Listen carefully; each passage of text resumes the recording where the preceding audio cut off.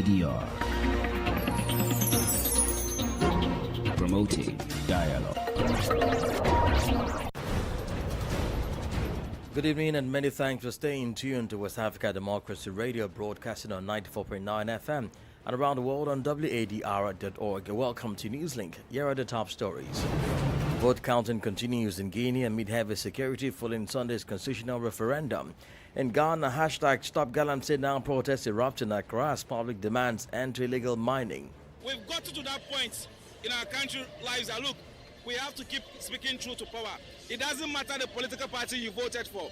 Today, our river bodies are like Milo. They have destroyed all aquatic life in our river. Education Authority in Senegal bans use of mobile phones in schools from next school year. And UN Secretary General Guterres urges renewed global unity amid crisis as the UN marks 80th anniversary.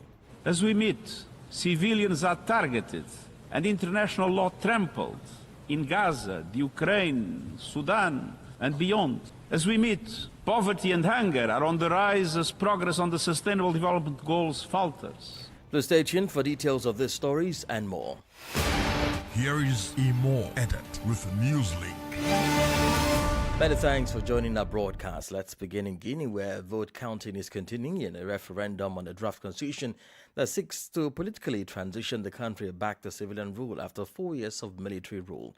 According to WDR's correspondent Chinafai Ibrahim Abadi, some polling stations extended voting time after they were scheduled to close. To police the delayed long process, nationwide authorities deployed 45,000 security personnel with armored vehicles and combat helicopters. The result from the referendum, organized by the Directorate General of Elections, a new body tasked to oversee the vote count, is yet unknown, a situation worsened by the internet disruption experienced since Sunday morning. However, the voting, which was expected to have the participation of some 6.7 million eligible voters and a turnout of at least 50% to pass, faced serious hurdles with calls for a boycott from two major opposition political parties, namely the UFDG and RPG Accenture. They cited several articles in the draft document that breach the ECOWAS and AU protocols on governance. Abdullah Hassan brings us a roundup of the exercise on Sunday. Polling stations opened in most localities between 7 and 8 a.m. and closed early in the evening, some at 7 p.m. after a noticeable turnout in the early hours of the day. Counting began immediately and is still ongoing in several prefectures. For now, the DGE announces that the results will be published gradually. On the ground, the observation mission deployed by the Economic Community of West African States, ECOWAS, praised the voter turnout and the calm observed in most polling stations. We observed a turnout early in the morning. There were a lot of people, said Mahamadou Kasirin, head of the regional bloc's mission. Guinean civil society grouped within the umbrella organization Synergy claims to have deployed more than 6,000 observers. It confirmed that the opening of polling stations went smoothly despite some delays reported in certain areas. The same message came from the National Observatory for the Supervision and Observation of the Referendum. Its president, Dr. Guresi Kondi, deemed the process, and I quote, correct, harmonious, coherent, and peaceful, emphasizing the absence of major incidents. Several local media outlets, including radio and television stations, are reporting that the yes vote is well ahead in several of the 33 prefectures as well as in Conakry, the capital. These trends are not yet official. The DGE is expected to announce the official provisional results soon. Pending the result, regional partners and observers are calling for patience and restraint to preserve the peaceful atmosphere that marked the voting day. Abdullah Hassan filed the report. In Ghana, it is the second day of the protest after a vigil was held the previous night at the Revolution Square in Accra, organized under the banner of hashtag Stop Galamsey Now, sweeping through the capital as citizens demand decisive action against the devastating effects of illegal mining known as Galamsey. The protest, spearheaded by the Democracy Hub, aimed to pressure the government to end the widespread environmental damage and socio-economic crisis caused by the illicit activity. The protest march started at the Accra Mall and is expected to end at the Jubilee House with the presentation of a petition to President John Mahama. The demonstration was announced by the convener of the #FixTheCountry movement, Oliver Abaka-Vamowo, who explained that the march was intended to draw attention to the destruction of Ghana's environment and water bodies caused by galamsey. The protests are a direct response to the escalating crisis of illegal mining, which has had a catastrophic impact on Ghana's environment and economy. Here is a conveyor of the #FixTheCountry movement, Oliver Abaka-Vamowo. My anger with this government that I, Kilian Kofi Komachi, I voted for is that in any serious jurisdiction, upon assumption of office, Nanado together with Chamaun to me should have been bungled like common criminals and sentenced to prison or possibly remanded. To date, we've not seen any action. The guys they are arresting in the pits, these are not the sponsors of galamsey. The main sponsors of galamsey, I saw some of them during the Ghana Mon, when we lost the 8 people during the helicopter crash. I saw them wearing black, pretending to be mourning and shedding crocodile tears. This is how hypocrites we are in this country. We spoke against galamsey when the previous government was in power. We were branded as NDC activists. Today I'm here protecting. What can they brand me as? An MPP activist or what? We've got to that point in our country lives that look, we have to keep speaking truth to power. It doesn't matter the political party you voted for. Today, our river bodies are like Milo. They have destroyed all aquatic life in our river. So, President Mahama, today marks exactly 1 year where we members of the democracy have got arrested. We'll keep you updated as the protest continues. In Senegal, the Ministry of National Education has announced a ban on the use of mobile phones within the premises of schools, colleges and high schools, both public and private. According to the ministry, this ban takes effect starting from the next school year in accordance with a provision already included in the internal regulations of educational establishments. Christopher Teacher completes the story. According to a press release on Monday, the authorities says this provision already included in the internal regulations must now be applied with the greatest rigor. The ministry said this decision is in the best interest of the students and the Republic. However, the ban does not concern digital tools for educational purposes, that is tablets, computers, e-readers, among others, used under the responsibility of educational terms in accordance with the digital strategy for education. The Ministry of Education laments that uncontrolled use of mobile phones compromises the essential missions of schools by distracting students from learning, weakening their concentration, and exposing them to practices contrary to educational values. In order to ensure the effectiveness of this measure, the Minister of Education said that it would be up to each establishment, if necessary, to define its own strategy for storing mobile phones upon entering the school premises. The statement emphasized that sanctions for non-compliance with this ban must be defined in clear, graduated, and proportionate manner in consultation with school management boards, CGE, parent teachers associations, APE, and the entire educational community. Christopher Teacher with that report. More stories coming up on West Africa Democracy Radio. Newslink continues. Thousands of disaster-affected families across 4 counties in Liberia are set to receive direct support under a $725,000 humanitarian project. The initiative, led by the Liberian Red Cross and the National Disaster Management Agency, with funding from ECOWAS, seeks to restore livelihoods and dignity for vulnerable households.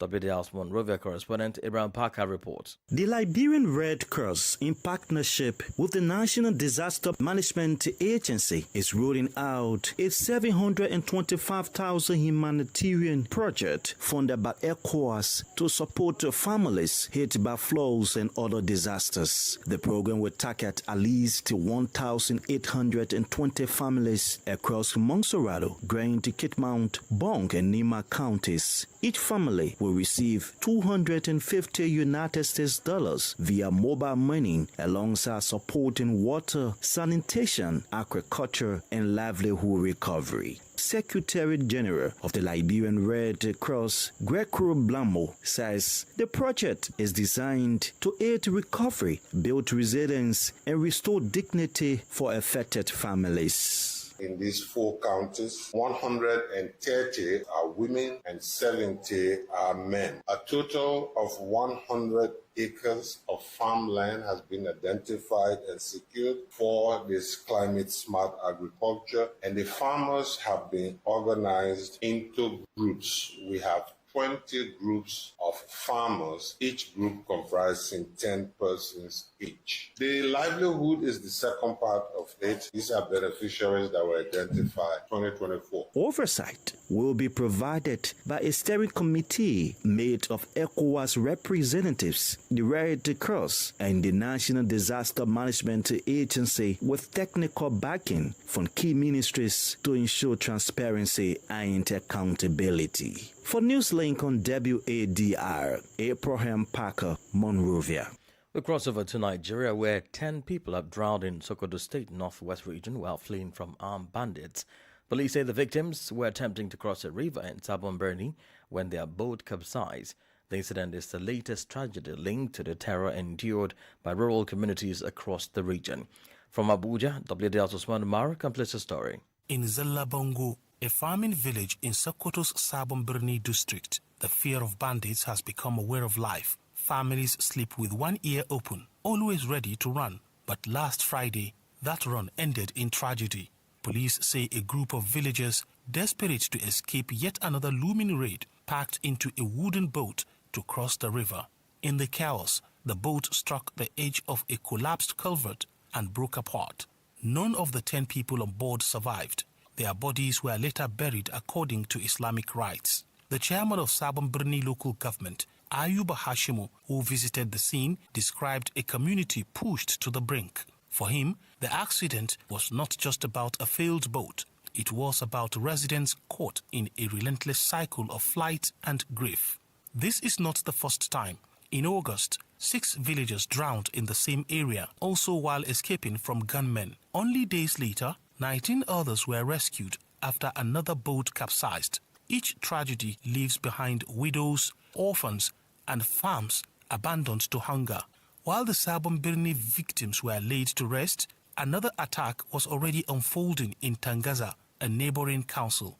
Armed men stormed Santana village, killing the local chief Murtala Saadu and his neighbor. The northwest of Nigeria is littered with stories like these, of ordinary people forced into impossible choices: stay and face the gunmen, or flee and risk the river. For communities in Sokoto, safety is no longer a matter of where you live, but how quickly you can run when the bandits come.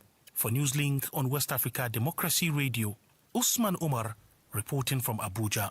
Staying in Nigeria, the Air Force now says it shot down more than 25 terrorists during a coordinated night air operation along the Bola-Yobe-Banki axis in Borno State, the northern region. Air Commodore Ehimen Ejodame, NAF Director of Public Relations and Information, said in Abuja over the weekend that the operation carried out on September 18 was made possible by intelligence provided by ground troops. According to Ejodame, a NAF attack aircraft tracked the terrorist movements, identifying several groups north of Banki. He added that the real-time updates were relayed to ground forces and base operations, enabling synchronized action. According to the Air Force, the aircraft conducted 3 successive precision strikes on the militants' movements route and assembly areas, neutralizing over 25 terrorists. Air Commodore Jodame added that the operation highlighted NAF's decisive support to ground troops, its role in denying terrorists freedom of action, and its continued commitment to securing northeast of Nigeria. You're listening to Newslink on West Africa Democracy Radio, broadcasting from Dakar, Senegal. Here is a reminder of our top stories. Vote counting continues in Guinea amid heavy security following Sunday's constitutional referendum. In Ghana, hashtag Stop Galamsey Now protests erupt in Accra as public demands end to illegal mining. Education Authority in Senegal bans use of mobile phones in schools from next school year. And still ahead, UN Secretary General Guterres urges renewed global unity amid crisis as the agency marks 80th anniversary. We do have a guest interview and sports update. Please stay with us. West Africa Democracy Radio. It's you speaking. Don't forget you can listen to us live on wadr.org and follow live streaming on YouTube and Facebook. The 10th ECOWAS Sustainable Energy Forum has ended in Banjul, the Gambia, with governments, partners and civil society committing to accelerate the region's energy transition. The two-day gathering, which coincided with ECOWAS' 50th anniversary, placed special emphasis on green hydrogen and clean cooking sources and strengthening the regional electricity market. Sankle Janko reports. The Gambia hosted the ECOWAS Sustainable Energy Forum 2025 in Banjul on September 18 and 19, drawing regional ministers, energy experts, development partners and civil society organizations. The two-day forum focused on advancing universal access to sustainable energy in West Africa. Key discussions included the development of a regional electricity market, promotion of clean mobility, integration of the water-energy-agriculture nexus, and the expansion of clean cooking solutions. A major highlight was the strong regional support for green hydrogen as a strategic opportunity. Delegates emphasized the need to launch pilot projects, secure innovative financing, and strengthen regional cooperation to unlock its potential. The Vice President of the Gambia, Mohamed B.S. Jallow, addressed the forum, underlining its significance to the region's energy future. Over the years, this forum has grown into the premier platform for dialogue and collaboration on energy access, renewable energy, and energy efficiency in West Africa. The 10th edition of ISEF is both a celebration of past achievements and a rallying call for the decade ahead. Let us seize this platform to forge stronger partnerships, exchange innovations, and mobilize investments to achieve universal access to affordable, reliable, sustainable, and modern energy by 2030, in line with SDG 7. The event concluded with an award ceremony recognizing outstanding contributions to innovation and sustainable development. Organizers and participants welcomed the commitments made, reaffirming that clean energy is not only essential for climate resilience, but also a key driver of inclusive economic growth in West Africa. Sankle Janko filed the report. In Cameroon, this Monday marks the 5th anniversary of protests organized by the Cameroon Renaissance Movement, MRC, which were met with violent repression by the authorities. On September 22, 2020, the opposition party called for peaceful demonstrations aimed at promoting national dialogue, reforming the electoral system, and ending the conflict in the English-speaking regions of the country. More than 500 people were arbitrarily arrested during these protests, with 36 individuals still in jail. They were convicted of rebellion or attempted insurrection against the state.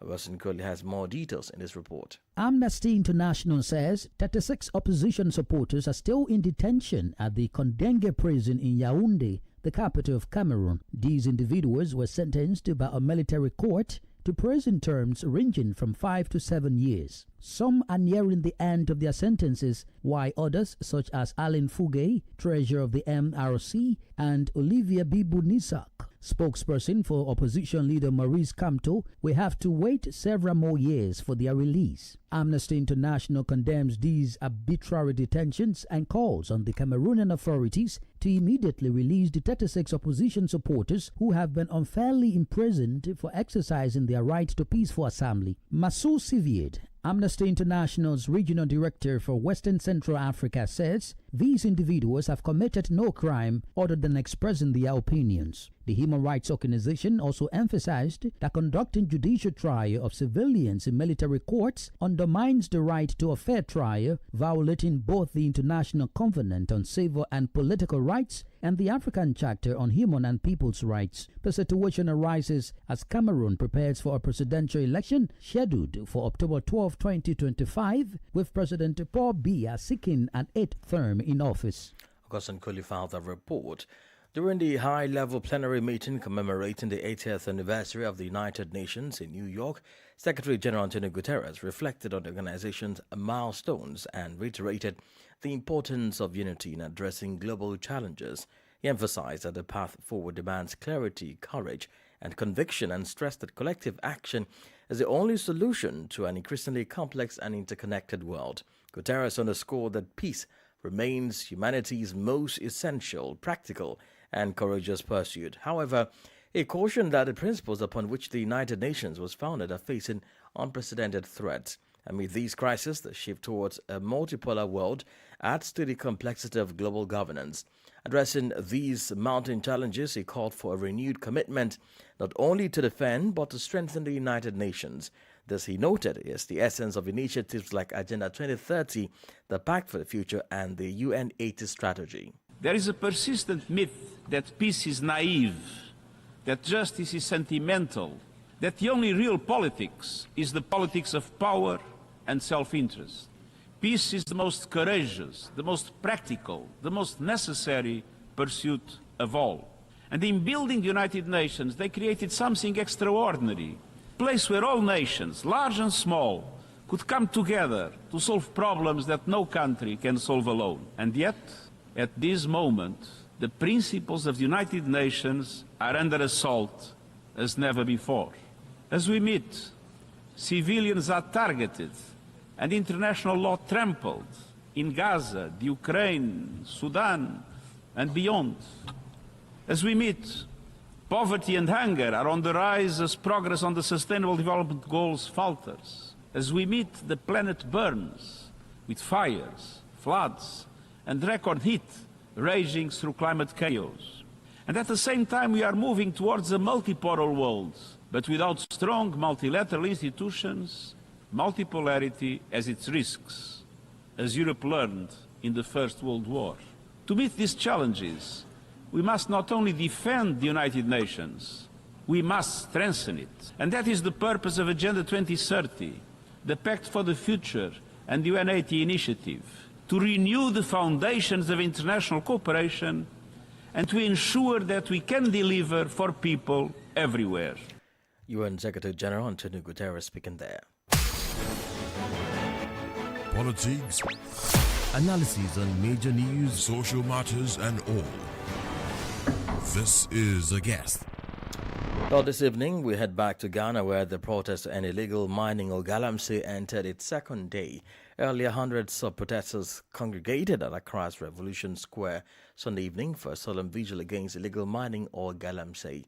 The gathering, organized by the Fix the Country movement, sets the stage for a protest as citizens demand stronger action to save Ghana's environment. Our guest is Awula Sewane, environmentalist and co-founder of Eco-Conscious Citizens, shared with WDL the current state of environmental degradation despite government efforts. Well, I was at the vigil myself yesterday. I was there with citizens. We support the call to get the government to take urgent, decisive steps to end the irresponsible mining. You see, we're being poisoned. Over 60% of our water bodies have been poisoned.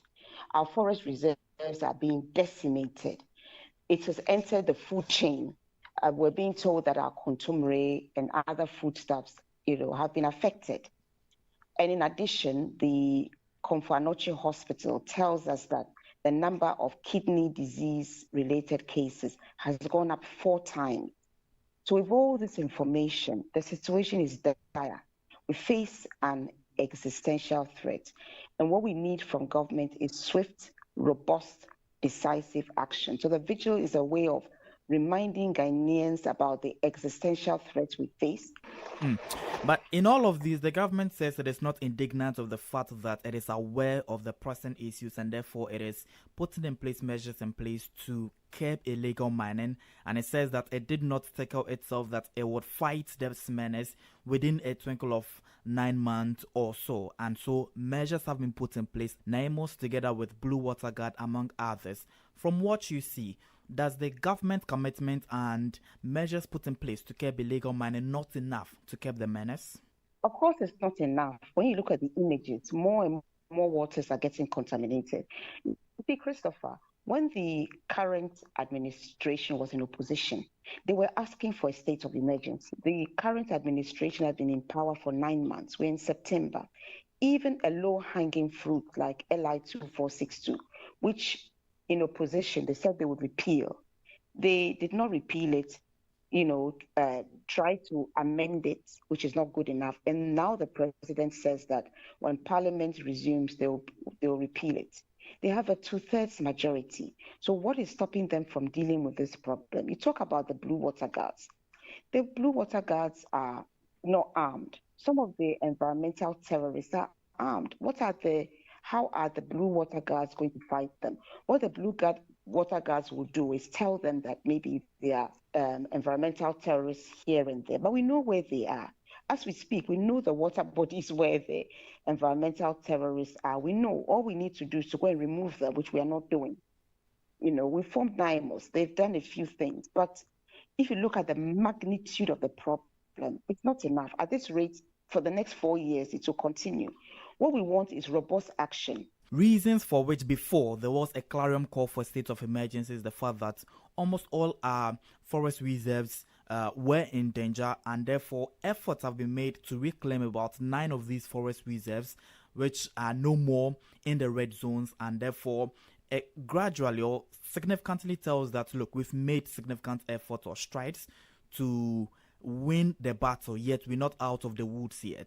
And so state of emergency could be the last resort, and so we're gradually exploring all other avenues or arsenals in our headquarters to fight this battle. Is that not convincing enough? Of course it's not. 60% of your water bodies have been polluted. Ghana Water has closed down some treatment plants because they can't treat the water. It's just too bad. Ghana Water is saying that they may have to increase their water bills by over 240% because they're spending more and more trying to treat the water. And remember, when the water is clear, it doesn't mean it's safe. All that it's done is that they've removed what makes the water brown, but the mercury, the cyanide are not being removed.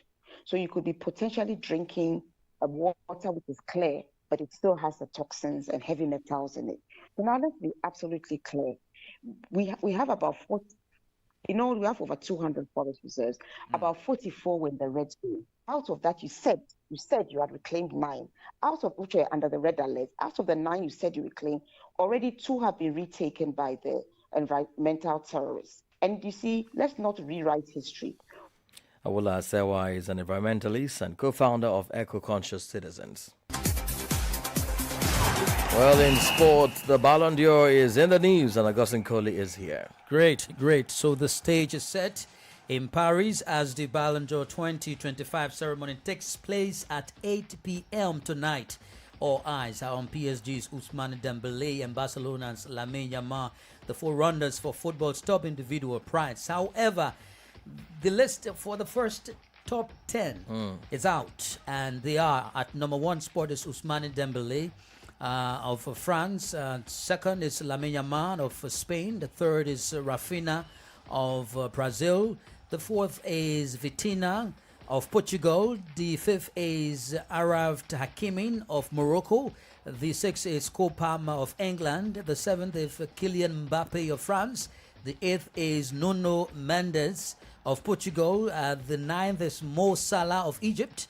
And the 10th is Gianluigi Donnarumma, and of course France. So these are the top 10 so far. Let's watch up to see what's But good enough, we have 2 Africans represented there. Good enough, good enough. Great, we look forward to it. Thank you, Augustine, for the news. A pleasure.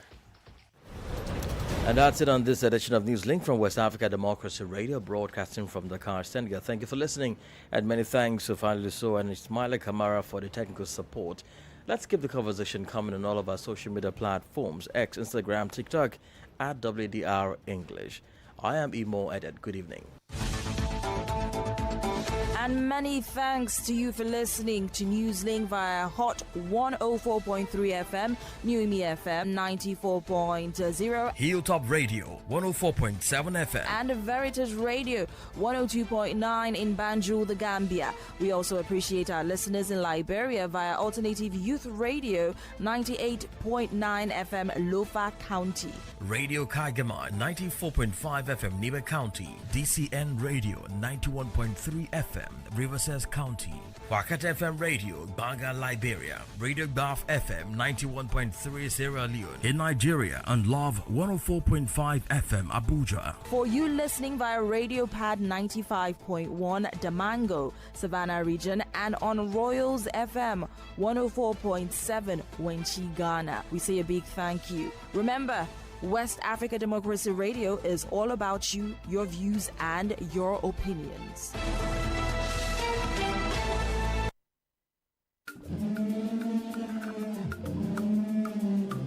At WADR, your voice matters. Starting this quarter, we'll bring you a space to share your thoughts on the